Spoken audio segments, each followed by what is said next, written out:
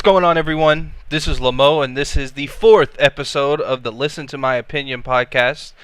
Gonna talk about a lot of shit today. First thing I want to get off my chest is this whole Jon Jones arrest controversy. I do not hate Jon Jones, despite most of my interactions coming to delusional Jones fans. It's just that there's always delusional Jones fans. Like always, and no matter what post you see about him or Izzy or anything that's related to him, there's always someone tweeting some bullshit. And whenever I see bullshit tweets, I respond to them. I've lost followers because I criticize DC fans the same way. I've lost followers because I criticize Conor McGregor fans the same way. It's just that there's more Jones fans that are really stupid and have horrible takes. So I interact with them more often because of that. There's weeks and months that I go that I don't even bring up Jon Jones because no one's tweeting any stupid bullshit on the timeline. But yeah, I will go into his arrest. I don't care about his personal troubles. I feel like they're well documented by now. We know what kind of person he is. He's impulsive. He's irresponsible. Like, that's just who he is. I know people who are in my personal life who are like that, and I still love them the same. It doesn't mean that he's a absolute terrible person, but it does mean that he has bad qualities. And I feel like those two things aren't mutually exclusive. And I have no interest in what he does outside the octagon. I could care less if he's shooting up heroin. Like, honestly, I don't care, dude. Like, if I were rich, I'd probably be doing all kinds of drugs. Like, that's just the truth. Like, I probably would. So I have no room to criticize him for what he chooses to do in his personal life besides the drunk driving thing. Now, what I do have a problem with, and what I've been tweeting about a lot recently, is the media members and various delusional Jones fans trying to downplay what he did for a third consecutive time and replace it by mental health awareness, or he just obviously is troubled, so we should all feel sorry for him. No, we shouldn't feel sorry for him. Mental illness and mental health is a real thing. I have family members who suffer from things like this very extensively, like impact my life seriously. And I know about mental health. And what Jones is doing could be related to mental health. It could be. But given the evidence that we know about Jones, he's likely just irresponsible. Why do I say that? Because these incidents are spread out significantly. Just because you have mental health issues does not mean that you should endanger others repeatedly. Drunk driving is not one of those things like, hey, I'm going to get in my car and kill someone. He's not thinking that. But what he is thinking is that when he's drunk is, I can go drive around, who gives a shit? Because every time he gets in trouble for it, he goes to jail for like a day, gets a slap on the wrist, and the judge says, I don't want to see you here again. He knows he's going to get away with it. He absolutely knows it. And this is the mindset that every drunk driver, every habitual drunk driver in my life has done as well. They think that they're untouchable. They think that they're perfect drivers when they're drunk. And they aren't. They're delusional. But I'm not going to sit here and say, oh, well, he's obviously got mental health issues, and that's why he's drunk driving. His mental health issues might be the reason that he self-medicates. Who knows? Jon Jones doesn't really have a documented problem with alcohol. He just likes to party. He likes to get fucked up, which applies to most human beings. I haven't seen anything that says, hey, this guy cannot function and needs an escape somehow. I've never seen anything to suggest that, so they really need to come out with some studies on his mental health so that way we can understand, like, hey, does he mean to do this? Because all signs point to that he means to do this. And for perspective, since I'm from southern USA, we'll just make up someone called Cletus. Cletus is a redneck through and through, and he habitually drunk drives. He's got 3 DUIs, and he just always gets behind the wheel when he's toasted, right? Would you look at Cletus and say, that guy just has anxiety? Oh, that guy clearly has some personal demons. No, you would be like, hey, you fucking idiot, stop drunk driving. Quit. Stop endangering others. You've done this once or twice before. Quit doing it. Stop. But that logic doesn't get applied to our favorite idols. People who have a tremendous amount of influence on whatever scene that they're popular in. This doesn't apply to our idols. You'll see MJ apologists to this day. You'll see any kind of apologist. So I guess I can't be too surprised that Jones fans are coming out of the works here to erase yet another controversy. I just think that it's hilarious how whenever he used to do this shit, that we were all told, he's just young, he's rich, how would you act? And I was like, you know what? Fair point. Fair point. If I were 23 years old, UFC champion, millionaire, Nike sponsorship, I'd probably get a couple hookers and I'd probably crash a Lambo. Well, I don't know if I'd crash a Lambo, but I probably could see myself being like, oh, I can drive, it's no big deal. But I can guarantee you that once a legal incident happened, that I just get a fucking Uber. Just get a fucking Uber. That's it. But he doesn't do that. And I think that's a clear sign that he feels invincible when he gets drunk.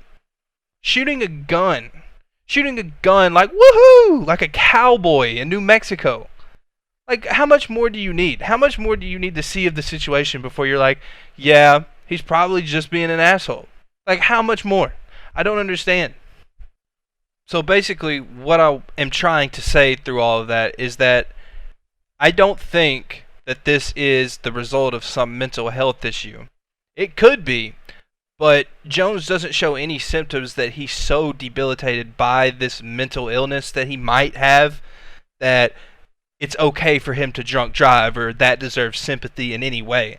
So whenever I see media members or MMA Twitter go off about how he deserves sympathy or give him respect or look at the cops obviously biased against him, like, you guys are all so fucking stupid. All of you are so stupid. And to the people I like that I saw defending this incident, I don't think you're stupid all the time, but I think you're definitely stupid on this. Next thing I want to get into is why Israel Adesanya is most likely going to beat the dog shit out of Paulo Costa. Now, I'm saying that so boldly, and it might trigger some of you, but don't take what I'm saying as like I have infinite knowledge and I just understand things a lot better than you and I really know what's going to happen and I have some mystical ability to see the future. I could be wrong about everything I'm about to say. I could be totally wrong. But based on the film that I've watched and looking at these guys extensively throughout their combat sports careers, I don't think this fight's going to be particularly close unless Costa can land something big, similar to like Kelvin Gastelum. How Kelvin Gastelum mostly got shit kicked for most of the fight, but he was able to land those 2 shots to keep it 2-2, keep it close, keep the drama up. I think that's really Costa's only saving grace here. I think that he has to catch him because Costa doesn't mix in wrestling, and I genuinely believe that if you're going to go toe-to-toe with Israel Adesanya in a striking match, you're likely going to lose if you're an MMA striker. I think that's a simple statement, but I think it rings true for a variety of reasons. His feigning game, his ring crafts, his ability to capitalize on his opponent's tendencies as the fight progresses. I think these are things not seen in higher weight MMA, but these are things that are seen in lower weight MMA because they usually have the better athletes pound for pound. And I think that Israel brings something completely unique to the upper weights of MMA. I think that it's a pleasure to watch. Sometimes it really pisses me off, like when he fought Whitaker, but also I can appreciate the beauty behind it. I can appreciate the craftsmanship behind it. The fact that he is obviously very trained and very skilled. And I think that that's a good thing for MMA. Like, for example, I have a friend in real life who is the brother of one of my best friends. And he doesn't know anything about MMA. He doesn't know anything about fighting. His main concerns are like anime and fucking Dark Souls. Like, those are the 2 things he cares about the most in the world. He only watches MMA if I'm watching it at his house with my friend. Right? This guy doesn't know what he's talking about. His opinion is void. Because, he doesn't care. And he doesn't. It's not like he tries to say that his opinion is right or anything. But I'm just saying, like, he doesn't know really what he's talking about. But even someone like that watches Israel Adesanya fight and goes, that guy looks graceful. That was the exact thing he said to us when he came in and watched him fight for a little bit. And it was the Yo Romero fight. Like, the most boring fight on planet Earth, right? He comes in, looks at him, and goes, he just looks graceful when he fights. And I think that's a really good statement to describe him. Like, it's such a fluid style. It's so reliant on reading feints, establishing his rhythm, that it kind of is graceful. And I'm actually really thankful for that. I'm really thankful that there is a fighter in the UFC that is 200 pounds or more and is actually good at MMA. Like, he's actually good at it. And it's fun to watch. But moving on to the Paulo Costa fight, one of the main reasons I think that Paulo Costa is going to get worked by Izzy is because I have not seen him successfully pressure someone who has elite footwork. Someone that understands that there are more than that there's more than one direction to move in the octagon. Someone that actively takes advantage of the space that he's given. Someone that has a good awareness of where he is in the cage. And I think that is true to every opponent he's fought. Even someone like Yoel Romero, who is undoubtedly high level, he's not known for his footwork. He's not particularly good whenever you pressure him, and not many people will pressure him because he's really good at counter-striking. He can hit you really hard. But whenever Yoel Romero is fighting, he primarily moves to the left. He rarely ever goes right. He can go right, but he's going to move laterally to the left 90% of the time. And this rings true for every opponent that Paulo Costa has fought. From Miguelin to Bang Bos, Uriah Hall, they only move to the left like 95% of the fight. The few times that Uriah Hall moved to the right, he easily, and I mean easily, escaped the cage. Costa would back him down, pressure. Costa's moving left, and then Uriah Hall would hand fight, or he would just simply get the fuck out of there by moving right. Costa is he's a great striker in the sense that he can pressure well, he's got decent pressure footwork, and he's able to have great shot selection to punish people who keep high guards. He's going to rip your body if you stand there. And that's something that we don't see from a lot of MMA fighters. We just don't. We see like Dominic Reyes, whenever he has Jon Jones against the fence, is going to throw 8 punches to the head. Like, cool, you're throwing on him, that's dope, but go to the body because that's the only thing that's not moving, you know? We don't see a lot of people like Costa who do a committed body attack, especially at the higher weights. So it's aesthetically pleasing to watch. But like I said, he has not pressured anyone with the ring craft of Israel Adesanya. Israel Adesanya, when he moves laterally, he will go left, he will go right, and he will choose which way he's going based on if it gives him the correct positioning or not. And that's something that Costa hasn't faced before. You watch McKellen, and he's a low-level fighter, and he only moves left. He literally only moved left. He got destroyed. Bang Bos only moved left, and the few times that he moved right, it was more like an explosion, and he easily created separation between him and Costa. And he tagged Costa a lot, but he's also athletic. But Johnny Hendricks is the only one that moved laterally right for most of the fight, but he didn't move laterally left hardly at all. So it's still one direction. Now, that gives Costa a different read with his footwork, but he's not mixing it up. He's not making Costa think about where he's at. Costa knows that if he walks forward and positions himself correctly, that Hendricks is still going to move in the same direction. Hendricks was at a massive size disadvantage and still tagged Costa with straights. And that's another aspect we'll get into after the footwork section. So basically my point is this. If you look at Uriah Hall or Bang Bos or Johnny Hendricks, the few times they decided to move laterally in multiple directions, they escaped Costa's pressure. And not only did they escape Costa's pressure, they easily escaped Costa's pressure with massive distance between them, taking very little damage, if at all, whenever they were exiting. Costa puts himself out of position a lot of the time when he's committing to these combinations against the fence. He just does. Go back and watch the fight and look at how many times he throws a combination against the fence, and he literally is parallel or sideways to the fence, looking at his opponent circling out. It happens a lot. And that doesn't mean he's bad at pressuring. It means that he's not perfect. And he's not perfect against people who are way less skilled at footwork than Izzy. And I think that's going to be a huge difference. And the next thing I want to get into is Costa's head movement and how well he defends strikes. Now, it took him about like 20 clean jabs and a busted face before he realized that he could start parrying those Uriah Hall jabs. He just ate, and finally he started parrying, which is pretty good.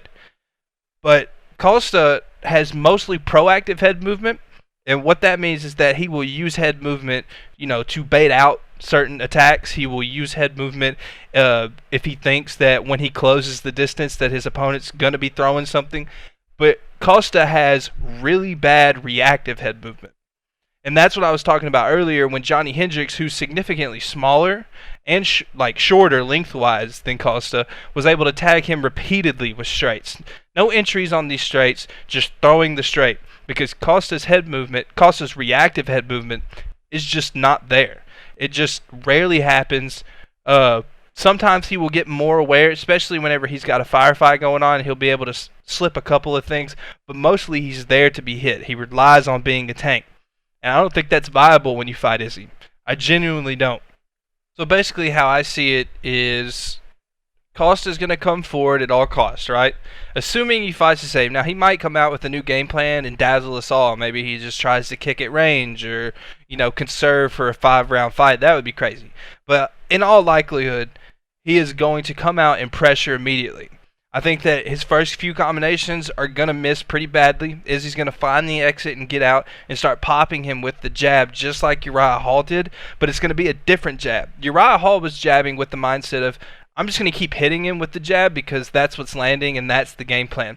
Uriah Hall never tried to build off the jab like Izzy will. Izzy will undoubtedly build off his jab, and I think that once that jab starts landing and he's got the distance, that Izzy's going to start landing straight counters down the pipe, and it's going to hurt Costa. And he's going to get fucked up. And I think that this goes on for a couple of rounds until Izzy finishes him. And remember, this is just my opinion. These are just my personal reads on the fight and what I think's going to happen. Costa could come out and pressure him, and Izzy has no idea how to handle it. Costa could come out and hit him with a body shot that folds over Izzy. Costa could land a KO punch up top, and you all can make clips from this podcast and harass me on Twitter. That's fine. I don't know what's going to happen in the future. All I can do is watch film and give you an honest assessment of what I think's going to happen. I'm putting myself out there with this prediction because I really think it's going to happen. And I've done a pretty good job of calling Izzy fights so far. After the Brunson fight was when I was convinced personally. Brunson is the perfect gatekeeper. He is the perfect gatekeeper. If you can destroy Brunson, then you are on your way to being elite. And after I saw that fight and saw that Izzy had made significant defensive clinch improvements, it was a wrap for me. I was like, yeah, this guy's probably going to be champion. I picked him to beat Robert Whittaker, and I have an extreme Robert Whittaker bias. I love Whittaker so much, and I wish he would have knocked him out. But I called it coming. I literally said that everyone was overrating Whittaker's ability to close distance, and Izzy was being underrated in his ability to counter and tailor his counters based on the patterns his opponents give him.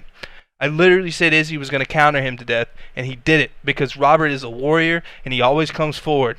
And against Izzy, you need to be a bit more measured, or you need to mix in wrestling. You have to wrestle this man. Yoel Romero had success with flurries when he wrestled first. Did no one catch that? The times that Yoel Romero landed clean on Izzy, besides the overhand counter early, was literally setting up strikes with wrestling, coming forward, tripping the leg, getting him off balance, unloading. You can shoot a shot, make him chain wrestle for a bit, and then come up and hit strikes. And that's why I picked Izzy to beat Romero by decision. And it wasn't because I thought Romero was some master counter striker. I think that he's a good counter striker, even great when he commits to it.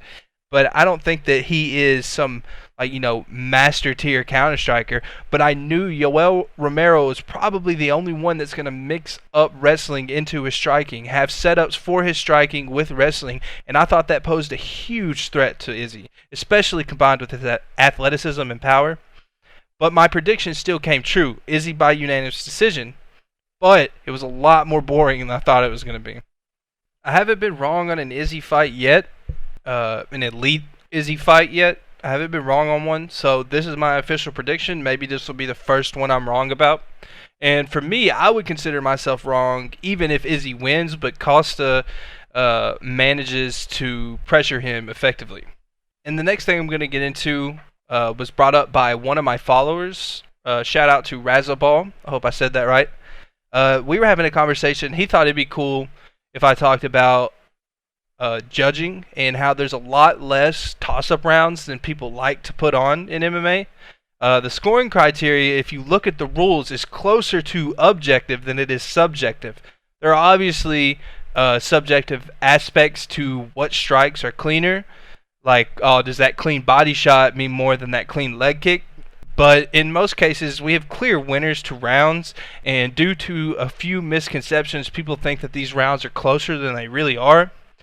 Right now, the meta in MMA, how you approach a fight, is geared towards aggressiveness, and it's not always defined by how much volume you throw, but simply moving forward can win you the fight because the judge is watching, thinking that you're quote-unquote controlling the fight just because you're moving forward, but in reality, your opponent's using lateral movement to lead you into strikes and outstrike you.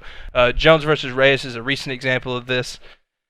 But the emphasis is placed on damage and effective grappling or striking. Remember this. A quote from Big John himself says, "We're looking for the big power that has an impact on the fight. It's not a game of numbers. If you're giving more credit to numbers than quality, you're making a mistake."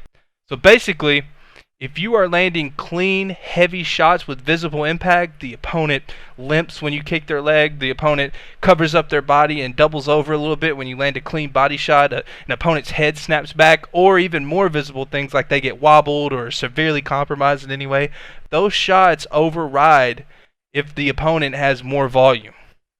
And that's what people get confused about, is that they watch someone like Dan Hooker land more strikes in some rounds, but never really fuck up Paul. And then Paul lands like maybe a little over half Hooker strikes, but all of his strikes are snapping Hooker's head back. So when you watch some of these rounds, they're clearly Paul Felder rounds because he's doing the more damaging work. But a lot of people will tell you that some of those rounds were toss-up. But if you look at the rules, they really weren't. And that's why I'm always so in your face about Reyes beating Jones, because by any scoring criteria, even the old unified rules, which put emphasis on octagon control and put more emphasis on like just maintaining top position rather than doing damage, under any rule set, Reyes wins that fight. In the first 3 rounds, Reyes outlands Jones. Now, as I just said, volume does not always mean that you win the round. That's not why people say Reyes won that fight. Not only does he have the volume, so that's an argument for him, he also lands the best shots of the first 3 rounds, the cleaner shots. Jones primarily attacks the legs, doesn't inhibit his movement, and Reyes is piecing up his body and his head, and throwing leg kicks in between. So there's not a damage or a volume argument for Jones. It's not like Jones got outlanded, but Jones landed a couple cross counters that really snapped Reyes' head back and altered the fight. No, there's none of that. There's no damage or volume argument. And that's why I'm always in delusional Jones fans' faces for that. So basically, the next time you watch a fight, and especially if it's under the new unified rule set, you need to understand one thing. You need to have something in your mind when you're scoring it. Who has the most effective offense? Who has the cleaner shots, and do those cleaner shots override if they get out-volumed? Look for offense, and score effective offense that lands clean. That's the main thing you're looking for. Defense does not matter. It doesn't matter. If someone comes at you with a 12-punch combo and you slip all of it, sweet, that's a dope highlight. We're going to see it on Twitter, but that doesn't win you points. It just means that you're super skilled and you can set up offense off of that. We only score offense in MMA, and it's unique in that regard. And as far as grappling goes, grappling under the new unified rule set is completely worthless if you're not building offense off of it. If you are taking someone down and sitting in guard and that person is hitting you with elbows, that person's attacking submissions, you are losing. That is why Oliveira arguably won both of the opening rounds with Kevin Lee, because Kevin Lee got a takedown, got top position, but constantly had to defend heel hooks. He had to constantly defend attacks from Oliveira, so you don't give him that round. In the second round, he landed some good ground and pound, so that's when it starts getting even. If you're attacking heel hooks but the guy steps over, escapes, and starts landing ground and pound, then he starts to even that gap. Like, hey, that guy was landing clean shots on the ground. That could mean more than him just going for a heel hook that was never really in. But if you're not landing those ground and pound shots, that heel hook that's never really in is still more offense than you defending. So you lose the round on top if you're not having offense of your own. And that's why a lot of people think that DJ beat Cejudo the second time, is because that fight was scored under the new unified rules. And the only reason you would give Cejudo some of those rounds is because he got a takedown and he held top position. He literally held a gable grip and just stayed in top position. He didn't land any ground and pound. He didn't even pass any sort of guard. He just sat there once he got the position. And that's why people score that for DJ, because DJ would do more work on the feet and from the bottom. And that's a perfectly valid argument. It should have been scored for DJ. Now, if it were the old unified rules, if they were fighting somewhere else that hasn't adopted them, then yeah, Cejudo has a very good argument for winning that fight because he was able to get top position and land takedowns. Basically, takedowns were OP in the old meta of MMA, the old rule set. Johnny Hendricks would have definitely lost to Robbie Lawler the second time under the new unified rule set because he just put his head in between his legs. There's a lot of fights that would go differently if they were scored under the new rule set. And I think, and a lot of others think, that DJ should have won that fight because it was under the new rule set. And yeah, we're approaching the 30-minute mark, so I think I'm done for today. I'll try to upload episodes more frequently if you guys are enjoying the content. But yeah, I hope you guys enjoyed, and I'll see you next time.